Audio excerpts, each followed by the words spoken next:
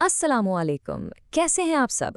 आज के इस फिजिक्स क्लास में आप सबको बहुत वार्मली वेलकम करती हूँ। मैं आपकी टीचर और आज हम मिलकर फिजिक्स के उन मुश्किल लगने वाले कॉन्सेप्ट्स को बहुत आसान बनाएंगे। लेकिन हाँ, स्टार्ट करने से पहले एक इम्पोर्टेंट पॉइंट। जल्दी से इस वीडियो को लाइक करें, चैनल को ज़रूर सब्सक्राइब करें और कॉमेंट्स में बताएं कि फिजिक्स का कौन सा टॉपिक आपको सबसे मुश्किल लगता है। अपने दोस्तों के साथ इस एक्सप्लेनर को शेयर करें ताकि हम ऐसे और भी इन्फॉर्मेटिव सेशंस बनाते रहें। तो चलिए शुरू करते हैं। आज की इस एक्सप्लेनर में हम क्लास 9th की फिजिक्स के चैप्टर 5 की एक्सरसाइज सॉल्व करेंगे। हमारा रोड मैप बहुत सिंपल है। हम जीरो, वर्क, किनेटिक और पोटेंशियल एनर्जी, वर्क और एनर्जी की प्रॉपर डेफिनेशन, सिस्टम एफिशिएंसी और आखिर में पावर को स्टेप बाय स्टेप कवर करेंगे। तो आते हैं पहले टॉपिक की तरफ, जो है जीरो, वर्क एंड रेस्ट। सोचिए जरा, क्या जब भी हम ताकत लगाते हैं तो वर्क डन हमेशा होता है? Let's find out. आपकी एक्सरसाइज का क्वेश्चन 5.1 हमसे पूछता है, what is the work done on an object that remains at rest when a force is applied on it. मतलब, अगर आप किसी ऑब्जेक्ट पर फोर्स अप्लाई करें और वो अपनी जगह से हिले ही ना, तो आपने कितना वर्क किया? ये एक रियल लाइफ पजल है ना। इस एग्जाम्पल को देखें। एक आदमी दीवार को पूरी फोर्स से पुश कर रहा है, लेकिन दीवार तो अपनी जगह फिक्स है, वो मूव नहीं कर रही। जब ऑब्जेक्ट मूव ही ना करे तो हम कहते हैं कि डिस्प्लेसमेंट जीरो है। फोर्स तो लग रही है पर डिस्प्लेसमेंट बिल्कुल नहीं हो रही। So the crucial point is the answer. जब भी बॉडी रेस्ट पर रहे, आपका वर्क डन इज जीरो। क्यों? क्योंकि वर्क का फॉर्मूला है work is equal to force multiplied by displacement, W is equal to F into S. अब अगर डिस्प्लेसमेंट यानी S ही जीरो हो गया तो F को जीरो से मल्टीप्लाई करेंगे तो वर्क भी कंप्लीटली जीरो हो जाएगा। Remember this. जल्दी से इस मास्टर आंसर का स्क्रीनशॉट ले लें ताकि आपके नोट्स आसानी से तैयार हो जाएं। मूविंग ऑन, अब हम बात करते हैं किनेटिक और पोटेंशियल एनर्जी की। ये दोनों बहुत ही मज़ेदार और इंटरेस्टिंग कॉन्सेप्ट्स हैं। हमारा क्वेश्चन 5.2 कहता है, a slow moving car may have more kinetic energy than a fast moving motorcycle. How is this possible? यानी एक कार जो आहिस्ता चल रही है, उसकी किनेटिक एनर्जी एक बहुत तेज मोटरसाइकिल से ज्यादा कैसे हो सकती है? Any guesses? असल में काइनेटिक एनर्जी सिर्फ वेलोसिटी पर डिपेंड नहीं करती, बल्कि मास पर भी डिपेंड करती है।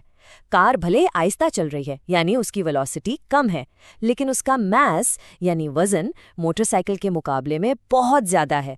जबकि मोटरसाइकिल की वेलोसिटी बेशक ज्यादा है, पर उसका मास तो बहुत थोड़ा सा है। तो एग्जाम्स में इसका आंसर आप कुछ इस तरह लिखेंगे, possible because kinetic energy depends on mass. Formula देखें, kinetic energy is equal to half mv²। Car का मास इतना ज़्यादा होता है कि वो कम वेलोसिटी होने के बावजूद मोटरसाइकिल से ज़्यादा काइनेटिक एनर्जी प्रोड्यूस करती है। इसका स्क्रीनशॉट ले लें और ये फॉर्मूला अपनी नोटबुक में ज़रूर लिखेगा। अब आते हैं क्वेश्चन 5.4 पर। ये एक थोड़ा सा ट्रिक क्वेश्चन है, ध्यान से सुने। A woman runs up stairs gaining 450 joules of potential energy. If she runs up at twice the speed, what is a gain in potential energy? अगर वो अपनी स्पीड डबल कर ले तो उसकी पोटेंशियल एनर्जी कितनी होगी? यहाँ एक इम्पॉर्टेंट पॉइंट याद रखना है, पोटेंशियल एनर्जी सिर्फ मास और हाइट पर डिपेंड करती है। इसका फॉर्मूला है PE is equal to mgh। Notice करें कि इस फॉर्मूला में वेलोसिटी यानी v तो है ही नहीं। इसका क्लियर मतलब है कि स्पीड डबल करने से पोटेंशियल एनर्जी पर कोई असर नहीं होता। उसका गेन इन पोटेंशियल एनर्जी वही 450 जूल्स ही रहेगा। जल्दी से स्क्रीनशॉट ग्रैब करें अपनी एग्जाम प्रिपरेशन के लिए। Great job keeping up guys. अब हम सॉल्व करेंगे क्वेश्चंस 5.5 और 5.7, जहां हम वर्क और एनर्जी को प्रॉपर डिफाइन करेंगे। क्वेश्चन 5.5 है, define work and it's SI unit. ये बोर्ड एग्जाम्स का बहुत ही कॉमन और इम्पॉर्टेंट शॉर्ट क्वेश्चन है, लगभग हर साल ही आता है।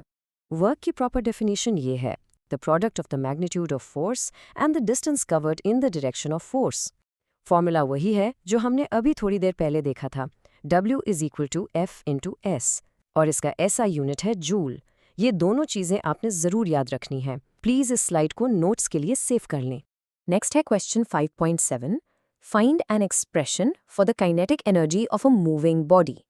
इस सवाल में आपको कोई लंबा प्रूफ नहीं देना, बस सिर्फ और सिर्फ मैथमेटिकल एक्सप्रेशन लिखना है। So the answer is super simple. पहले डेफिनेशन लिखें, kinetic energy is the energy a body possesses due to its motion. और एक्सप्रेशन है ke is equal to half mv²। यहाँ m का मतलब मास और v का मतलब वेलोसिटी है। इस शॉर्ट आंसर का भी फटाफट स्क्रीनशॉट ले लें। Okay, let's dive into system efficiency. ये एक बहुत ही practical concept है जो real world machines को समझने के लिए absolutely crucial है. हमारा क्वेश्चन 5.8 एक्चुअली 2 हिस्सों पर मबनी है. Define efficiency of a working system और why can a system not have 100% efficiency?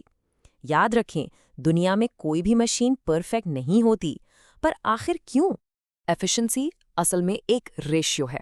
हम किसी मशीन को कितनी टोटल इनपुट एनर्जी दे रहे हैं और बदले में वो हमें कितनी यूजफुल आउटपुट एनर्जी दे रही है, इसी रेशियो को एफिशिएंसी कहा जाता है. तो आप अपने आंसर में ये बुलेट पॉइंट्स लिखेंगे. Efficiency is the ratio of useful output energy to total input energy. और 100% एफिशिएंसी इसलिए पॉसिबल नहीं क्योंकि जब भी कोई मशीन चलती है, फ्रिक्शन और हीट की वजह से कुछ एनर्जी ज़रूर वेस्ट होती है. फ्रिक्शन और हीट हमेशा थोड़ी सी एनर्जी चुरा लेते हैं. इस इंपॉर्टेंट स्लाइड का स्क्रीनशॉट अभी ले लीजिए. हम आज के इस एक्सप्लेनर के बिल्कुल आखिर में आ गए हैं. अब बचा है हमारा लास्ट की कॉन्सेप्ट जो है पावर. क्वेश्चन 5.9 पूछता है define power. Define the unit used for it. इसमें पावर और उसके यूनिट दोनों को ठीक से डिफाइन करना जरूरी है पूरे मार्क्स लेने के लिए. पावर की सिंपल सी डेफिनेशन है, power is the time rate of doing work, यानी वर्क कितने टाइम में हुआ. फॉर्मूला है P = W divided by T. इसका SI यूनिट वॉट है. और 1 वॉट को कैसे डिफाइन करेंगे? 1 what is the work done at the rate of 1 joule पर सेकेंड. 1 सेकेंड में अगर 1 जूल वर्क हो तो पावर 1 वॉट होगी. ये इस चैप्टर का फाइनल आंसर है. इसका स्क्रीनशॉट जरूर लें. आप सब ने बहुत अच्छा लर्न किया आज. इन क्वेश्चंस को अपनी नोटबुक्स पर प्रैक्टिस ज़रूर कीजिएगा. आप अपने मैट्रिक एग्जाम्स में 100% टॉप करेंगे. मेरी दुआ आपके साथ है. अगर इस एक्सप्लेनर ने आपकी हेल्प की है तो इस वीडियो को लाइक और शेयर ज़रूर करें और सब्सक्राइब करें ताकि हम आगे भी आपके लिए ऐसे आसान फिजिक्स लेक्चर्स लाते रहें. जाने से पहले आप सबके लिए एक सवाल. सोचिए कि आपके घर में सबसे एफिशिएंट मशीन कौन सी है और क्यों? अपना जवाब कमेंट्स में मुझे ज़रूर बताएं. खुदा हाफिज और बेस्ट ऑफ लक एग्जाम्स के लिए.